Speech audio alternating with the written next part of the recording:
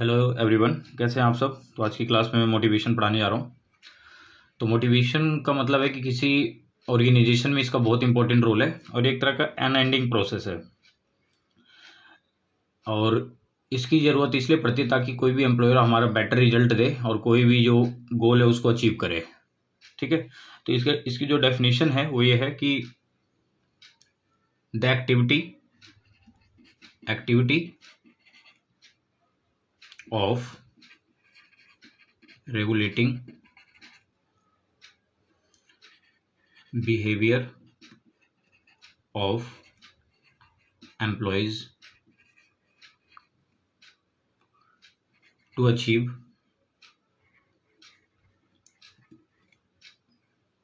Best result, ताकि वो अच्छा रिजल्ट अचीव करे, इज कॉल्ड मोटिवेशन। मोटिवेशन तो एक तरह की एक्टिविटीज है ताकि जो एम्प्लॉयर है किसी ऑर्गेनाइजेशन में वो कोई भी वर्क को इजीली कर सके और बेस्ट रिजल्ट दे। तो मोटिवेशन कहते हैं। अब इसके बाद पढ़ते हैं कि क्या क्या इसकी विशेषताएं हैं मोटिवेशन की। तो मैं हेडिंग बना दूं पहले, कैरेक्टरिस्टिक्स ऑफ मोटिवेशन।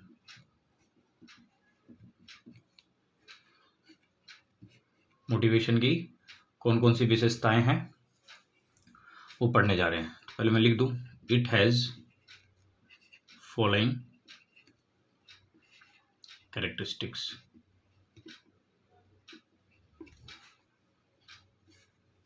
पहला है मोटिवेशन है जो कि एक साइकोलॉजिकल कंसेप्ट है। तो इसको लिख दीजिए, motivation is a psychological concept. ये हो गया। दूसरा है मोटिवेशन जो है वो अनएंडिंग प्रोसेस है। तो इसको इंग्लिश में क्या लिखेंगे, motivation is an unending process. याद हो गया। तीसरा है मोटिवेशन एक तरह से स्ट्रेंथ है किसी वर्क को कैसे लीड करें या लीड ना करें। तो इसमें आपको ये लिखना है, motivation is the strength, motivation is the strength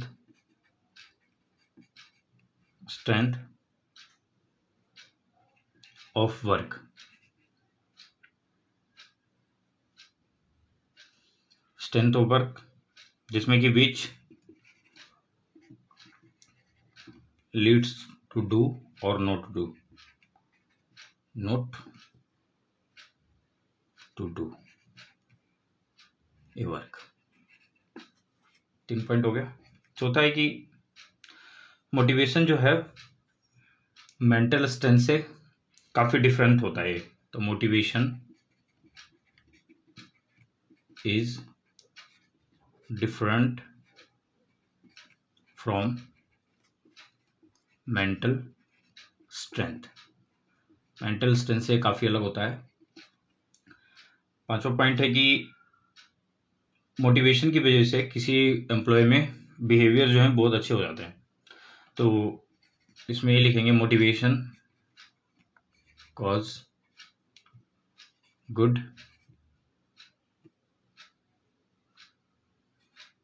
behaviour.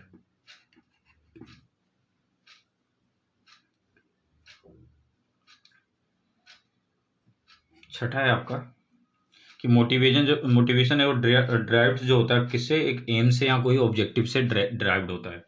तो इसमें आप लिखेंगे, motivation is derived from AIIMS. तो ये आपका कैरेक्टरिस्टिक्स भी हो गया। तो इसके बाद पढ़ने जा रहे हैं कि ऑर्गेनाइजेशन में इसकी आवश्यकता क्यों है और क्यों इंपॉर्टेंट है। तो इसको लिख देता हूं मैं पहले, need of motivation in an organisation.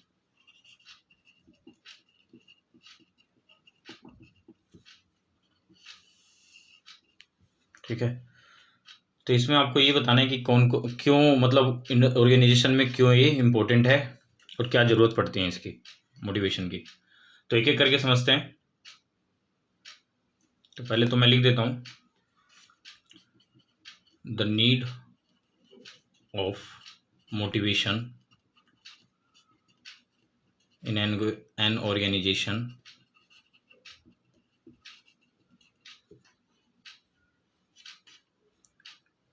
or follow।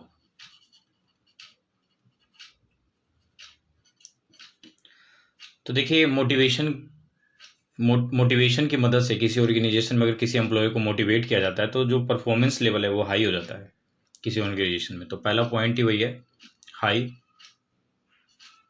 Performance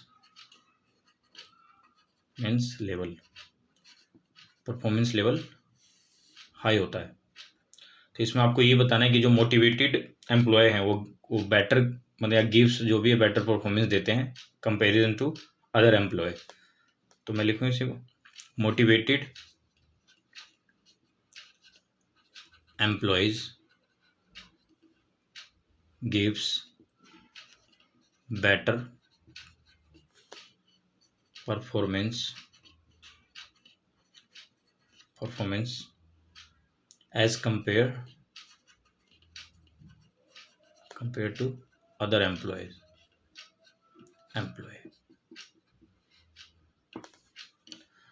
तो पहला पॉइंट समझ में आ गया आप सभी को। उसके बाद है कि अगर हम टाइम टू टाइम मोटिवेट करते रहे एम्प्लॉयज़ को तो उनके जो जो टर्नओवर होगा एम्प्लॉय का जो वो लो हो जाएगा। मतलब जैसे कंपनी से जो छोड़ के चले जाते हैं, 1 महीने करते हैं, कोई 2 महीने करता चला जाता है, तो जो टर्नओवर होगा एम्प्लॉय का वो लो हो जाएगा। तो अगला पॉइंट है लो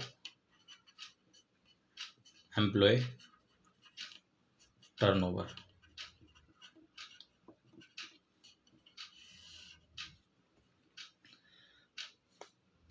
तो इसमें आप ये बताएंगे कि जो मोटिवेटेड पीपल है, मोटिवेटेड पीपल या एम्प्लॉय, मोटिवेटेड एम्प्लॉय जो होगा वो स्टे करेगा ऑर्गेनाइजेशन में काफ़ी लॉन्ग टाइम तक। ठीक है। तो motivated people stay in organisation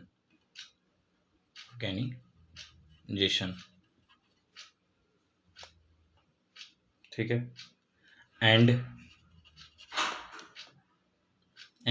employ turnover is low. तो 2 पॉइंट हो गया आपका। तीसरा है उनकी जो उपस्थिति जो होगी, जो प्रेजेंट होंगे, जो उनके अटेंडेंस जो होंगी वो 100% होगी। मतलब जो एब्सेंट की जो मात्रा है, एब्सेंट की जो भी जो है जो कम होगा। ठीक है। तो अगला पॉइंट है आपका लेस एब्सेंटिज्म।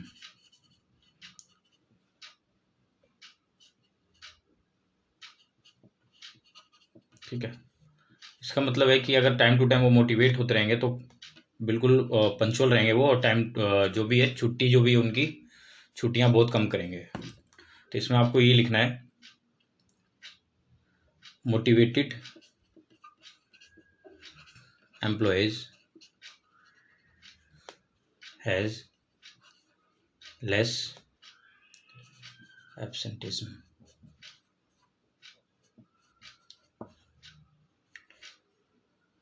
बस इतना लिखना है। 3 पॉइंट हो गए। उसके बाद एक चौथा है इंडस्ट्रियल के अंदर जो रिलेशन होगा आपस में एम्प्लॉयर के बीच में वो काफ़ी अच्छा होगा। तो फोर्थ आपका है good industrial relation.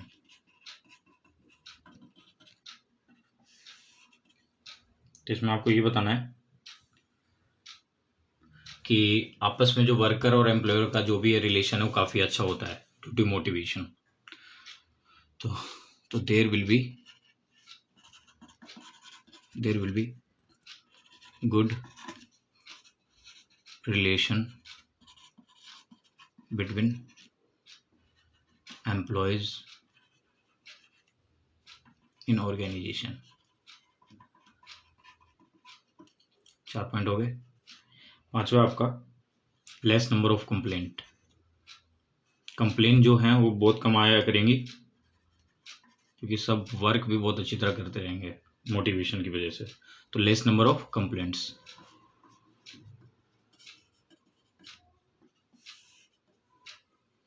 Due to motivation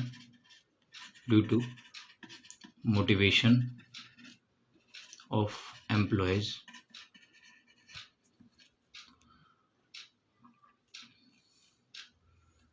के कारण जो कंप्लेंट्स हैं, तो नंबर ऑफ कंप्लेंट्स लिख दीजिए, number of complaints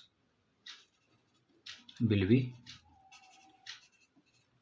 less, complaint कम हो जाएगा।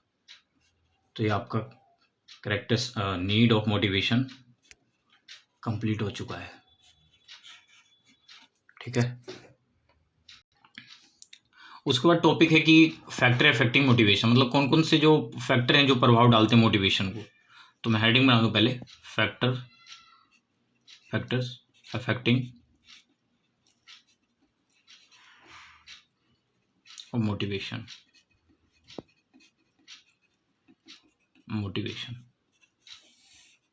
तो आप इसमें पॉइंट्स में ही लिख सकते हैं, बस एक्सप्लेन करने की जरूरत नहीं कि कौन कौन से ऐसे फैक्टर हैं जो अफेक्ट करते हैं मोटिवेशन को। तो फॉलोइंग है, तो एक एक करके स्टार्ट। पहला है achievement,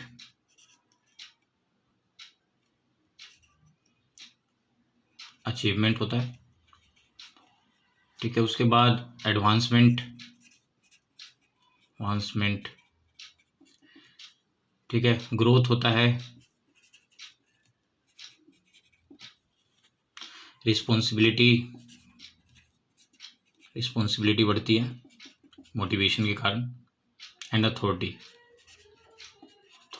also.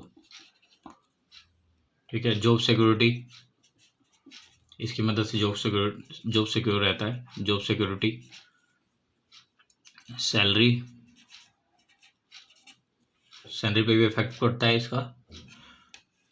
Good working condition, ये सारे अफेक्टिंग है फैक्टर हैं जो भी है, जो मोटिवेशन को प्रभाव डाल रहे हैं।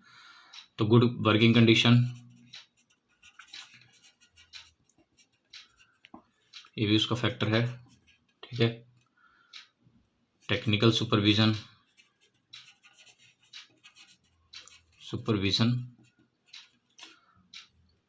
उसके बाद है आपका कंपनी पॉलिसी,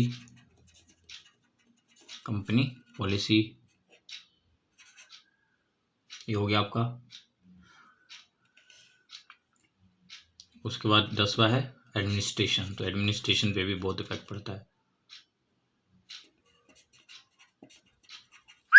ठीक है, तो आज की क्लास में आपने मोटिवेशन पढ़ा, characteristics of motivation, need of motivation and factor affecting of motivation. तो आज के लिए इतना काफ़ी है।